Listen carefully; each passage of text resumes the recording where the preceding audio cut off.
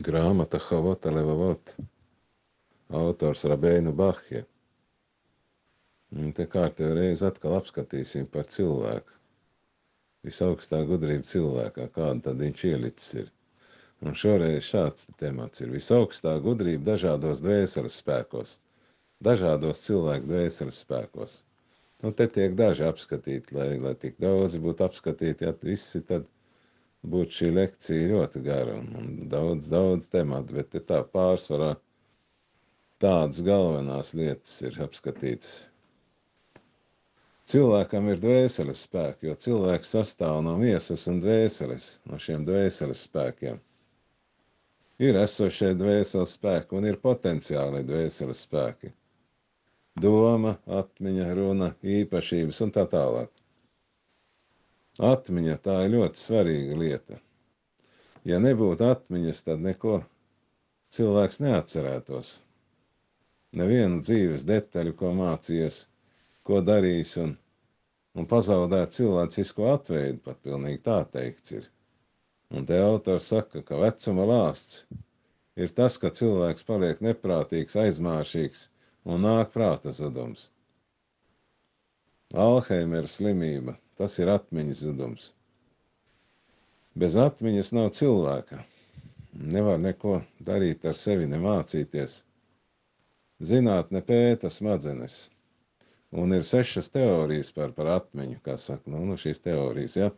Bet nevar atrast vietu, kur ir atmiņa. Tad nevar, šī tikai hipotēzes ir. Atmiņa tā ir liela svētība no visaugstā, kur cilvēks var plānot, var atcerēties un tā tālāk citas lietas. Un nevarēs, atmaksāt labo ļaunu, ja, tātad, arī atcerēsies, kas ir labs un kas ir slikts, ja. Un tātad ņemt to vērā, šo instrukciju arī to var atcerēties, tas ir ļoti svarīgi. Un bez atmiņas nevarēs atcerēties arī šo gudrību, ko mācījies. Gan šī materiālās lietas, ja, dažādas priekšmetus un profesijas, ja, un arī Toru, pašu galveno šo instrukciju. Matērija nav atmiņas, tad molekulām un atomiem nav atmiņas. Tā nāk no garīgām pasaulēm cilvēkā. Un atmiņa palīdz arī sasniegt radīšanas mērķi. Ļoti svarīgi ir trenēt atmiņu. Tātad te gudrie saka, kad ir ļoti svarīga atkārtošana pirmkārt, jo, ja ko es mācījies, tad atkārto. Atkārtošana, zināšana māte. Un te tāds gudrais ir teicis, ja, kad, ja cilvēks mācās un neatkārto, tas ir līdzīgs tam, kas sēj un neievāc ražu. Tāds salīdzinājums ir. Nākošā lieta - aizmirstība. Arī aizmirstība ir visaugstā dāvana. Redz, mēs te paskatījāmies, tikko skatījāmies, ka atmiņa svarīga, ja, un pazaudēta atmiņa, tas ir lāsts, ja. Bet te atkal saka, ka aizmirstība arī tā, arī visaugstā dāvana. Tad pilnīgi pretēja lieta. Ko tad vajag aizmirst? Tagad saka, ne jau Toru vai likumus, vai, teiksim, vai savu profesiju un viss, kas ir nepieciešams dzīvē darīt, ja? Bet aizmirst ir vajadzīgs skumjas, bēdas, nelaimes, naidu. Tādas lietas vajag aizmirst, jo atmiņa un aizmirstība ir 2 spēki cilvēkā no visaugstā doti. Tātad pilnīgi pretēji ir, ko mums vajag atcerēties un ko mums vajag aizmirst. Tas arī ļoti svarīgi ir. Ir, ko mēs aizmirstam un ko mēs neaizmirstam. Bez aizmirstības mēs nedzīvotu un neizdzīvotu, tā autors saka. Ir jāaizmirst sliktais. Jo tad nevarētu priecāties cilvēks. Jā, cilvēks visu laiku atceras to slikto, ja. Paliek pesimists, un tad vajag antidepresants, un tad vajag psihologu, un tad vajag vēl citas lietas, ja, kas ārstē. Bet ir ļoti svarīgi šī aizmirstība.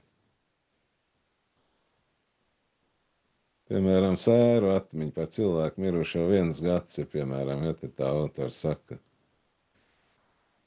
Svarīgi ir dzēst dvēseles brūces ar šo aizmirstību. Un te autors komentē, ka vīrieši ātrāk aizmirst par sievietēm. Sievieti visu atceras ilgāk. Nu, tā tad ļoti svarīgi ir, ja, kā saka, neapvainot vienam otru, ja, kad dzīvo cilvēki kopā, jo ņemt to vērā, ja, nu, arī vīrieti jau nevar apvainot, un sievieti arī netik. Tad sievieti visu atcerās ilgāk. Cilvēks aizmirst savus grēkus, savus pārkāpumus, lai nebūtu sirdsapziņas pārmetumi, un varētu sākt dzīvi no jauna un nekrist izmisumā.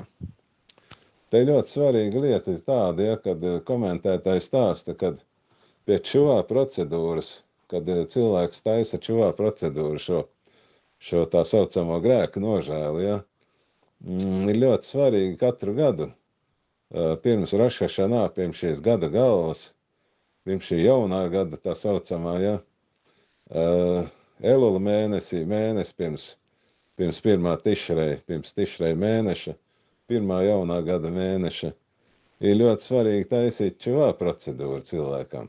Atcerieties visus grēkus un pārkāpumus, kas ir darīti, nu, visas dzīves laikā, ja, un sevišķi arī iepriekšējā gada laikā. Tātad visu atcerieties šo lietu, ja, un to darīt katru gadu. Tātad pirms katra Rošašanā ir vajadzīga šī čuvā procedūra. Un kas ir ļoti svarīgi, ko viņi te uzsver šie komentētāji, kad ir pārkāpumi, ko cilvēks ar laiku aizmirst, ko ir darījis. Un ko tad tas nozīmē? Tas nozīmē, ka cilvēks vairs šai punktā negrēkos nekad. Ja, piemēram, cilvēks kaut ko ir, paņēmis kādam otram, cilvēkam nozadzis, ja. Viņš vienu gadu viņš atdod atpakaļ, ja, šo nozakto un lūdz piedošanu gan tam cietušajam, gan arī visaugstajam, un tad viņš arī nāk šī čuvā procedūrā, piemin šo savu pārkāpumu visaugstā priekšā un to nožēlo, un tas notiek vienu gadu, otru gadu, un trešo gadu varbūt viņš jau visu to ir aizmirsis jau, ja. Tas nozīmē, ka šis pārkāpums jau izdzēsts jau, un cilvēkam, vairs nav šī tieksme uz šo, kā saka, citu svešu īpašumu piesavināšanos, piemēram, šī situācijā. Tādu lietu viņi te komentē.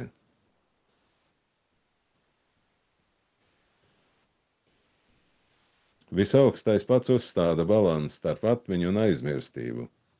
Tātad citām cilvēkām visaugstais uzstāda vairāk atmiņas, ja citām aizmirstību vairāk, atkarībā no cilvēka stāvokļa un brīvās izvēles. Nākošā lieta, ko te autors apskata, ir kauns. Un kauns arī ir visaugstā dāvana cilvēkam. Tas tāpēc, lai izlabotos un turētu vārdu, atturētos no ļauna, parādītu žēlastību, atgrieztu piesavināto mantu. Un tas nozīmē atturētos no jebkāda pārkāpuma. Dzīvniekiem nav kauna, ja, tātad šī izjūta, ja, dzīvniekiem nav, visaugstais to nav ielicis viņos. Kauns ir cilvēkam.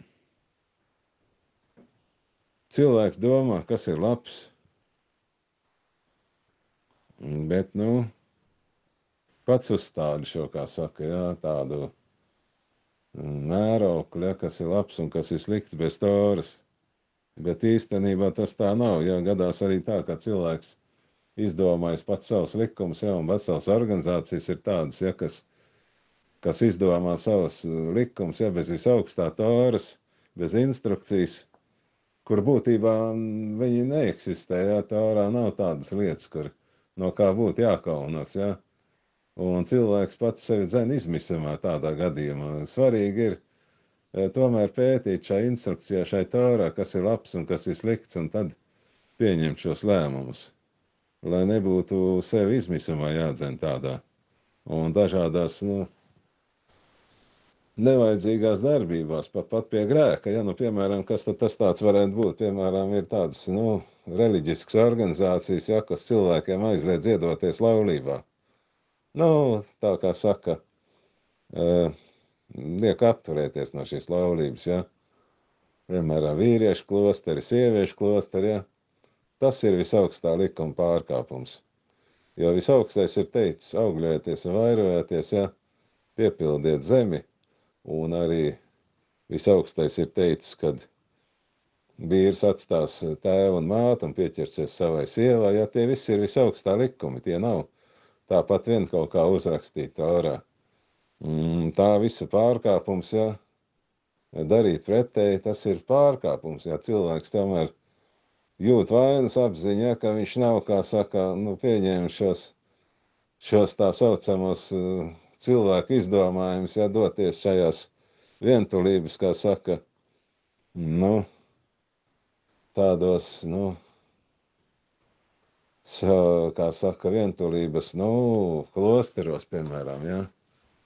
Tas ir ļoti slikti, jo tas tur nav nekas jākaunas, tas jau pats ir pārkāpums, ja. Un šos cilvēku likumus, kā saka, ievērot tā saucamos. Ir svarīgi tomēr Toru ievērot, nevis cilvēku likumus pieņemt. Tāpat arī, ja valsts likumi ir, kā saka, konfliktē ar visaugstā likumiem ar Toru, tomēr pirmā vietā ir Toras likumi jāievēro.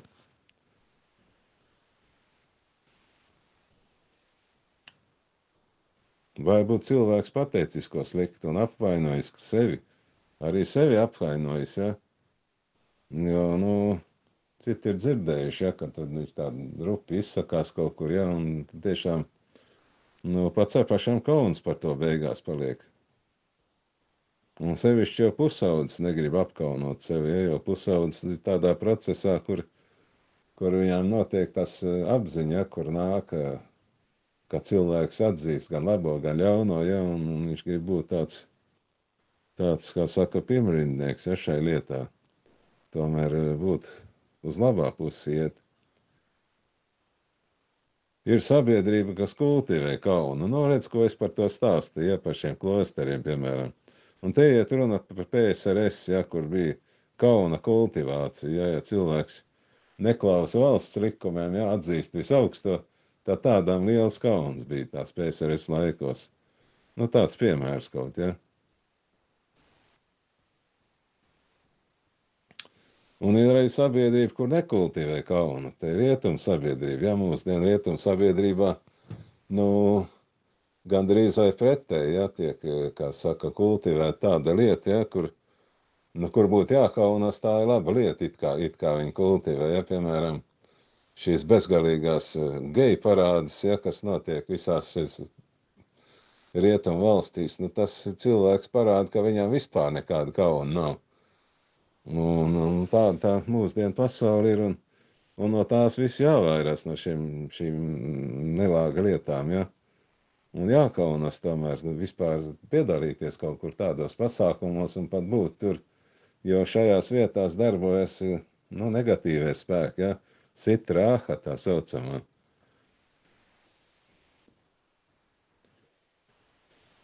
Pirms pirmā cilvēka pārkāpuma kauns nebija kā tāds, bet pēc šī pārkāpuma, un tas ir Torā uzrakstīts, ja, ka cilvēki kaunējās, pat viens no otra tur kaunējās, tā tur bija pēc šī pārkāpuma. Ja cilvēkam nav atziņas, nav zināšana, ja nav atziņas, un viņš neatzīst, zināšanas var būt, bet viņš var to neatzīt arī. Tā saucamais dāta atziņa. Tad nav arī kauna, ja, piemēram, ja cilvēks iet uz šīm geju parādēm, ja, tad viņam vispār kauna nekur ne no kā nav. Tātad viņš gan zina, ka tas ir slikti, varbūt, ka zina, jā, bet kauns viņam nav. Kauns arī tādā lieta, ka saproti, kas tu esi, atšķirībā no tā, kas tu varētu būt, šī starpība. Tāds kauns parādīsies cilvēkam, kad cilvēks, pēc cilvēka nāves, kad cilvēks pāries uz šo garīgo pasauli, šī dvēsele pāries, tad tur būs visaugstā tiesa cilvēkam. Un galvenais jau kauns būs no tā, kā jau es te teicu, ja, ka šī starpība starp to, kas tu esi, un starp to, kas tu varētu būt. Jo cilvēkam jau katram tika dots pirms dzimšanas šī pasaulē savs dzīves uzdevums, savs mērķis, un teiksim, ja ir liela atšķirība, ja, no tā, kas tev tika uzdots, ja, un salīdzinot ar to, ko tu esi paveicis, ja, tad būs liels kauns tur. Un tas jau arī skaitās šis genoms, ja tā elle daļai tā saucamā, ko te māca, ja citās konfesijās. Nu, šis ir tas kauns šī gadījumā.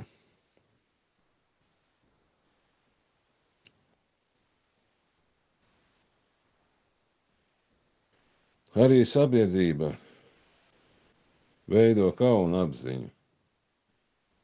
Un kauns ir spēks, kas liek labot sevi. Un te tālāk tiek stāstīts, ja pirms Mašiaha atnākšanas cilvēks būs bezkaunīgs un kauns pazudīs kā tāds. Nu, mēs jau te daļai redzam, ja, kad ir, nu, dažādas rietumvalstīs jau sevišķi tādas lietas, kas, nu, ka cilvēki nekaunās no tādiem smagiem pārkāpumiem.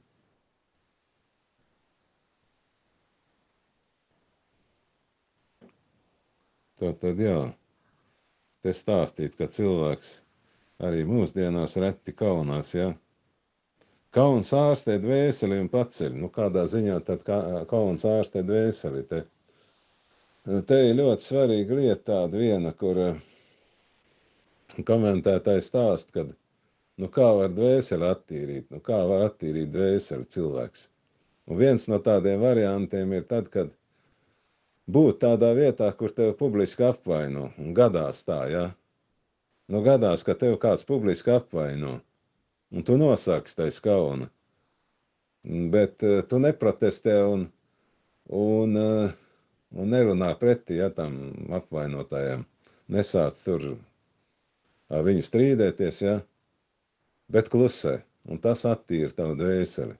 Tas attīra arī asins, ja, jo organismā ir tā saucamās melnās asins, ja, un sarkanās asins, un šīs melnās asins arī tiek attīrītas līdz ar šo gadījumu. Tāds ļoti interesants moments, kur cilvēks, kurš tiek apvainot, nu nav pašām jāmeklē tādu vietu, ja, kur tev apvaino. Tev tur nav jāiet, bet ja gadās, ja, tad tas jāņem kā tāds mājiens no visaugstā, ka tev grib attīrīt. Nu, kur tad tāds piemērs Torā, Tanahā mums ir? Valdnieks Dāvids ir viens no tiem piemēriem, ja, kur viņa dēls Absaloms sacēlās pret viņu, ja, ar visu Izraēlu tautu, un Dāvids ar savu karaspēku, ja, kas viņam bija uzticīgs, bēga no šī Absaloma. Un tur bija tāds cilvēks, ja, kas nāca viņam pretī, jo viņu publiski apvainoja. Un ļoti smagi apvainoja vēl pie tam. Un šis karavadonis, ja, kas Dāvidam bija pakļauts, viņš teica, nu kā tad mēs to varēsim paciest, kā tad šis cilvēks apvaino, ja, valdnieku, ja, un nesaņems nekādu sodu, mēs viņu sodīsim. Tūlīt Dāvids saka, nē, nesodīsim, jo šis cilvēks ir sūtīts no visaugstā, ja, lai mani attīrītu no šī, nu, šo viņa dvēseli, ja, un viņa asins no šiem pārkāpumu, ko viņš bija izdarījis, ja, tur. Un arī no citiem grēkiem, lai viņu, kā saka, balinātu, ja, kā saka, viņš pats ir izteicies. Ir. Tāds piemērs mums te dots Torā ir. Tātad kauns ārstē un dvēseli paceļ. Kauns, ka neuzvedamies pareizi. Un cilvēks kaunās arī no citiem cilvēkiem, ja, nu tāda lieta arī notiek. Bet cilvēkam nav kauna no visaugstā, kas skatās uz viņu visu laiku, ja katru sekundi. Bet kāpēc tā? Visaugstais te svarīga lieta. Visaugstais nav ielicis šo kauna instinktu, kaunēties no visaugstā. Lai nepiespiestu cilvēku kaunēties ar varu, un viņām būtu brīvā izvēle. Tātad, jā, atkal cilvēku brīvā izvēle te tiek respektēta. Bet mums pašiem jāpienāk pie kauna no visaugstā. Ar pašaudzināšanu. Nu, to visaugstais ir, kā saka, nolicis mūs par uzdevumu, vienu no uzdevumiem, ja, atzīt visaugsto viņa varenību un kaunēties, ja, visaugstā priekšā izdarīt dažādas pārkāpumus. Zini, ka visaugstais ir visur un kaunies no visaugstā. Un tas ir arī ebreju likumā ierakstīts, ka visaugstais vēro cilvēku. Un tas jāapzinās. Tāda autors te tāda svarīga frāzi saka, ja, kas kaunās šeit, tam nebūs jākaunās Olam Abā. Tātad tam nebūs visaugstā priekšā, kad būs jānāk visaugstā tiesā, ja, kur lems par to starpību, ja, kas tu esi bijis un kas tu varētu būt, ja, tam nebūs tad jākaunas. Un ļoti svarīgi ir zināt, kas ir labs, un nevis cilvēku viedoklis, ja, nu kā jau es te teicu, ja, dažādas organizācijas, arī PSRS kā valsts, ja, kultivē šo kaunu, bet tur nu vispār nebija vērts ne no kā kaunēties šais lietās. Un kauns jābūt tikai pie šiem likuma pārkāpumiem, ja, kur Torā ir dot, ja, kas ir ļauns, ja, kaunēties darīt ļaunu un kaunēties visaugstā priekšā kaut ko sliktu darīt, jo visaugstais ir visur un viņš vēro mūs. Paldies!